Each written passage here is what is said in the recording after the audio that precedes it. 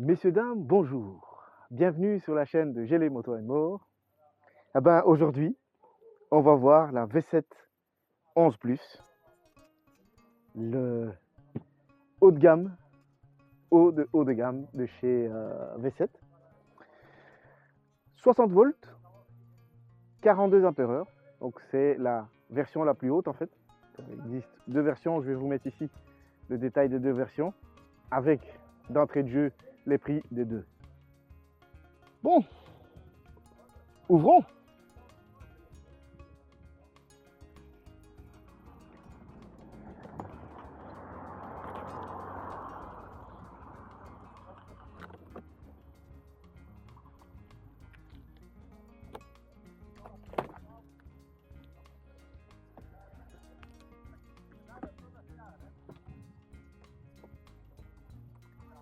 Oula, oula, oula, oula, oula.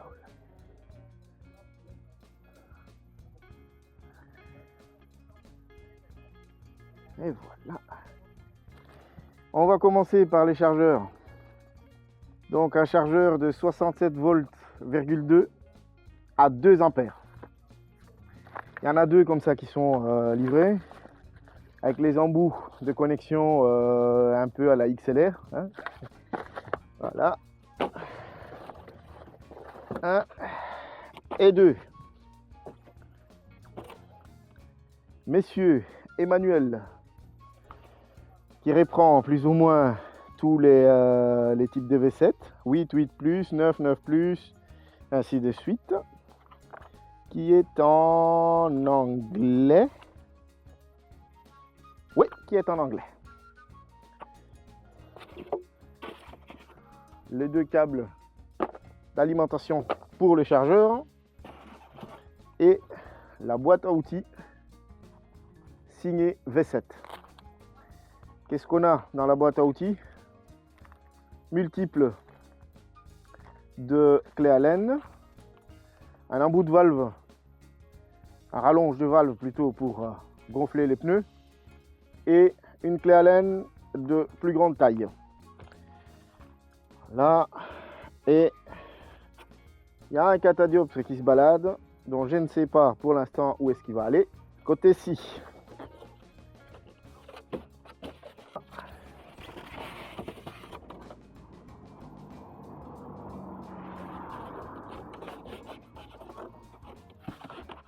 et voilà. Alors, le guidon.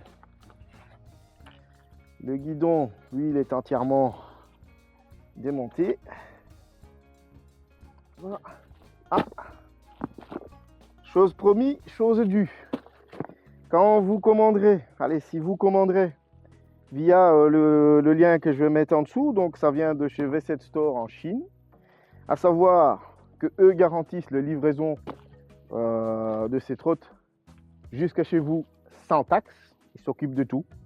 Ça prend juste un petit peu de temps. Moi, j'étais tombé vraiment dans la mauvaise période puisque Covid oblige déjà le temps de livraison est rallongé, plus la nouvelle taxe que l'Union européenne, déclaration douanière, excuse-moi, que l'Europe a mise en place depuis le 1er juillet, ralentissent un tout petit peu plus encore la chose. Mais elle est arrivée au bout de 2 mois, donc chez moi ça a pris 2 mois. Elle est finalement là, et donc voilà.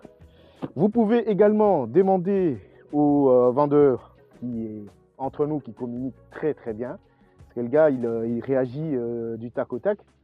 Vous envoyez un message, dans les heures ils répondent. Ils répondent toujours dans l'heure, toujours. Ils vous laisseront jamais sans réponse. Donc voilà, qu'est-ce qu'on a dedans? On va voir ce que c'est.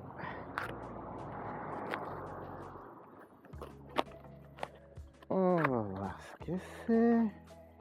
Oh, mais dis pas que c'est encore un chargeur. Nom de Dieu, encore un chargeur. Il y a 3 chargeurs au total. Donc ceci, c'est encore un chargeur supplémentaire, messieurs, dames. Et sortons la bête. Donc voilà, sortie de boîte. Roue de 11 pouces 4 avant et arrière.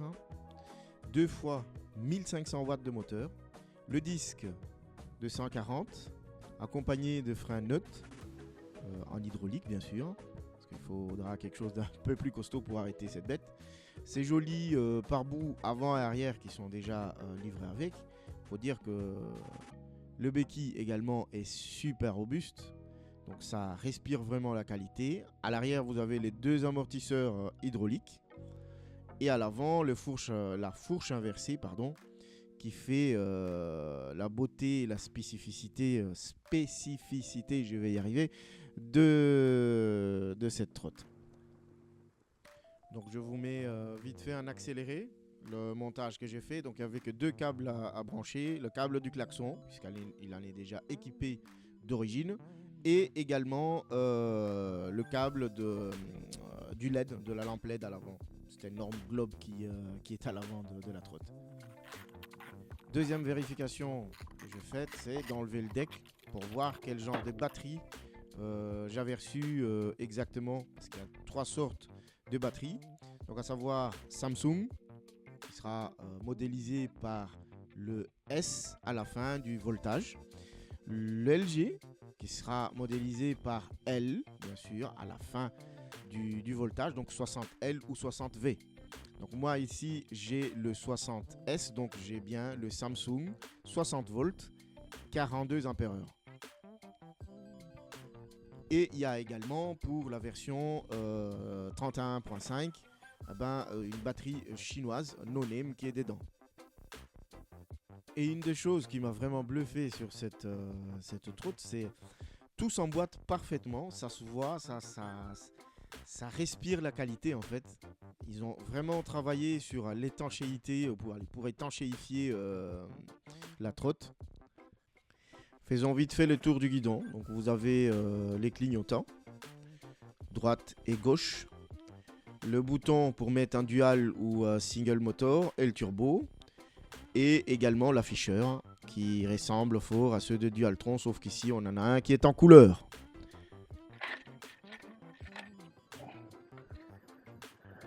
Donc, il split de cette manière-là. Mais ce serait illusoire de penser que vous allez pouvoir faire du multimodo avec ça. Parce que c'est pas fait du tout pour ça. À 58 kg, je pense pas qu'on s'amuserait à les transporter. C'est plutôt pliable dans les styles où vous pouvez les ranger plus facilement alors et ça prendra moins de place dans un garage. Hop.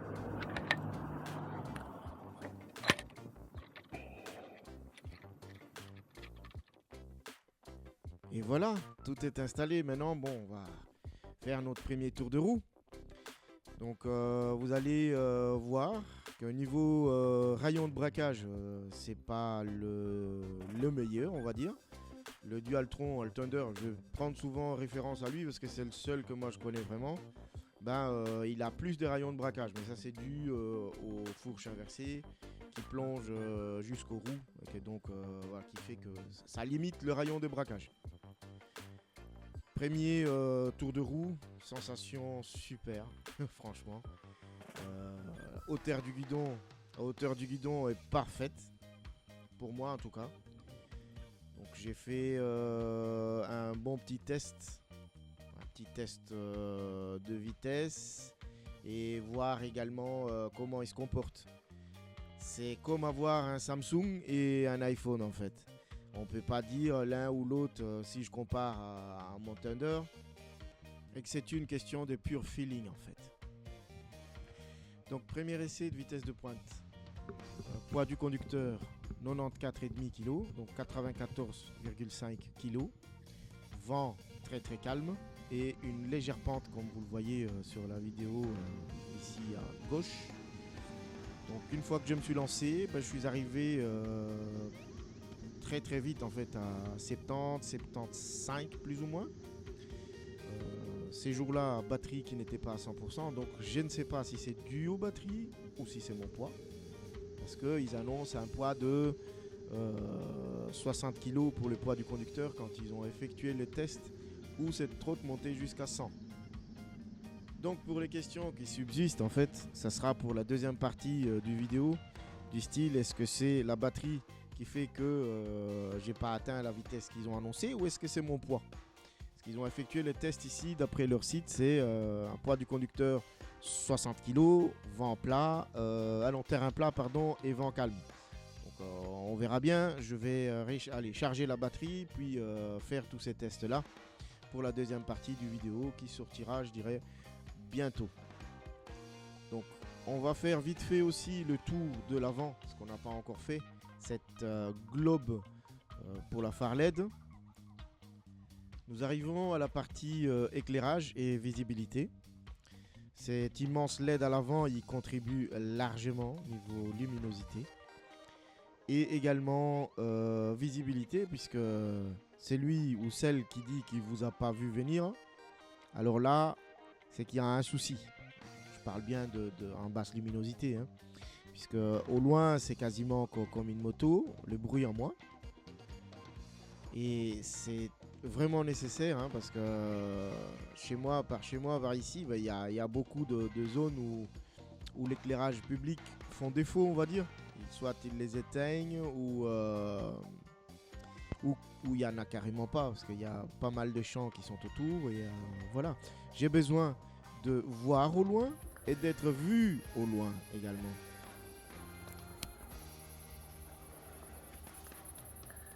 Là, quand on a pris sur le frein, je vais vous montrer.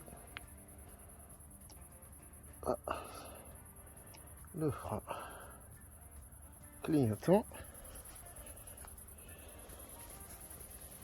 Là, je viens d'appuyer le clignotant gauche. J'essaie juste d'appuyer sur celui-là pour éteindre l'autre. Et il mettra 12 secondes pour s'éteindre. Ah ben, nous voilà arrivés presque à la fin de cette vidéo, donc de la première partie. Deuxième partie sortira bientôt. Donc ça va concerner le test de l'autonomie réelle, tout en tenant compte bien sûr de mon poids, puisque eux ils annonçaient 200 km. Ils l'ont testé avec une personne de 60 kg, température de 25 degrés et terrain plat. On n'a pas déjà les deux derniers critères, on ne l'a pas souvent en Belgique. Deuxièmement, le 60 kg, ça va me poser légèrement problème puisque moi je pèse 94,5 kg, donc 94,5 kg. Moi je vais les tester avec mon poids, ce qui fera à peu près le poids moyen de ce qu'on rencontre le plus souvent en Europe. Hein? Comme ça, on aura une idée plus exacte. La batterie est en train de se recharger actuellement. Je vais sans doute le faire en 2 fois, donc 2 jours. Parce que s'il tient sa promesse, 200 km, moi j'ai toujours tendance à le diviser par 2. Donc même à 100 km, je vais avoir du mal à faire ça en une journée. Donc je vais sans doute le faire en 2 fois. Mais ça sera pour la prochaine vidéo. Également le temps de charge. Vu qu'elle était vidée presque donc en dessous de 49 volts. Parce que c'est la partie sécurité où il refusera alors de continuer. Bon, donc là, je l'ai mis en charge et on verra combien de temps aussi il mettra. Parce que, comme vous l'avez vu dans le déballage, j'ai reçu 3 chargeurs. Donc, je peux en brancher que 2, bien sûr, mais il y en a un qui est en réserve. Dernièrement, tenue des amortisseurs. Donc, comportement plutôt des amortisseurs. Ça, je vais voir, parce que comme vous voyez ici à la vidéo, j'étais parti au parc de Buggenhout Boss. Blague à part, c'est aussi un bon spot pour tous ceux qui veulent faire une petite balade. Ah ben, il y a une partie où c'est pavé, juste à la sortie. Ça se coupe pas mal. Il y a une partie également qui est en mauvais état. Donc tout ça, je vais voir comment il se comporte. Je l'ai déjà fait avec la Thunder, donc ce qui va me servir de point de comparaison. Un tout grand merci à vous d'avoir regardé cette vidéo jusqu'ici, donc jusqu'à sa fin. La deuxième partie sortira bientôt. Bon ride à toutes et à tous et à bientôt j'espère. Au revoir.